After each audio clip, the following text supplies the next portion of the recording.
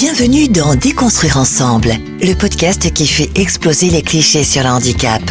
À travers chaque épisode, vous entendrez la voix et le regard sans filtre de Nathalie Gène, une femme engagée, unijambiste, stomisée, vivant avec un spina bifida et une hydrocéphalie valvée. Elle y partage ses galères, ses combats, ses joies. Et surtout, une vision directe, humaine et sans concession de la vie avec un handicap.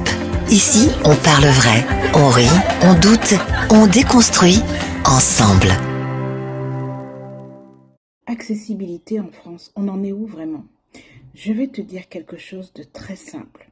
En France, en 2026, on parle d'inclusion, mais dans la réalité, il y a encore des endroits où je ne peux même pas entrer. Hello à toi et bienvenue dans Déconstruire ensemble, le podcast qui explose les clichés sur le handicap. Moi, c'est Nathalie, j'ai 50 ans, je vis à la Guadeloupe et aujourd'hui, on va parler d'un sujet essentiel, l'accessibilité en France, mais pas celle des discours, celle que tu vis ou que tu subis. Alors déjà, il faut comprendre une chose importante. En France, l'accessibilité est une obligation légale, ce n'est pas une option.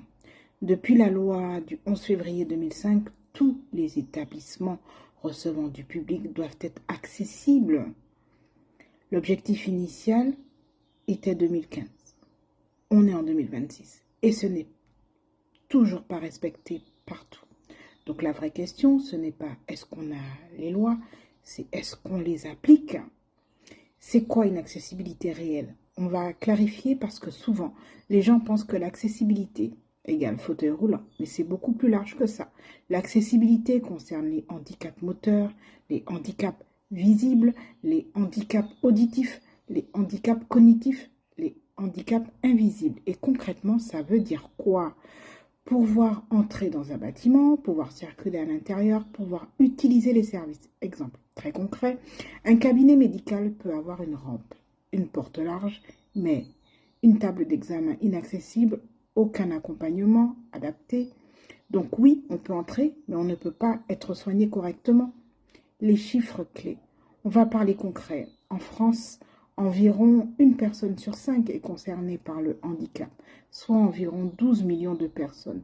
Plus de 50% des établissements recevant du public ne sont toujours pas accessibles et dans certaines villes, moins de 10% des transports sont réellement adaptés. Ça veut dire quoi? Que des millions de personnes vivent avec des restrictions quotidiennes.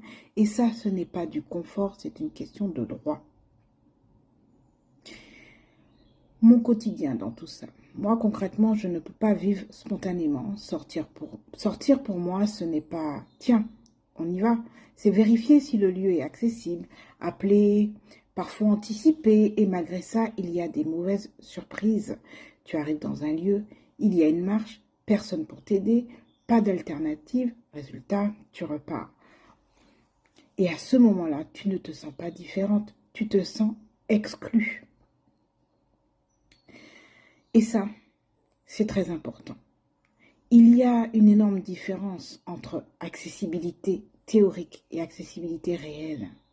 Exemple, une rampe trop inclinée est inutilisable, un ascenseur en panne est inaccessible.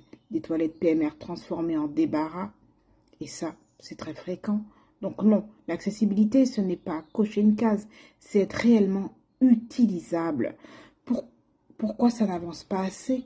On va dire les choses clairement, ce n'est pas un problème technique, c'est un problème de priorité. Parce qu'il y a des dérogations, il y a des délais repoussés, il y a peu de sanctions. Résultat, beaucoup d'établissements reportent encore et encore leur démarche. Et pendant ce temps, les personnes concernées attendent.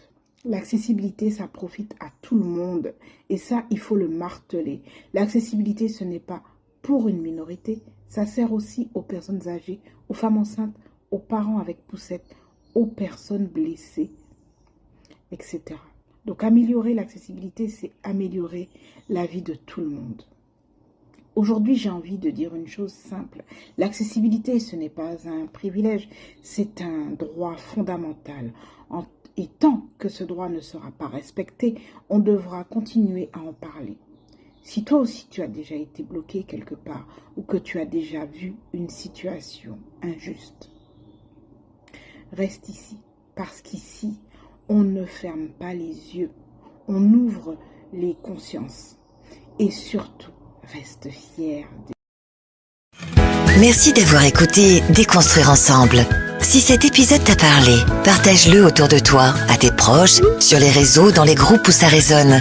Chaque partage, chaque abonnement, c'est une voix de plus pour faire bouger les lignes. Alors abonne-toi et reste avec nous pour continuer à exploser les clichés, épisode après épisode. À très vite et surtout, reste fier de qui tu es.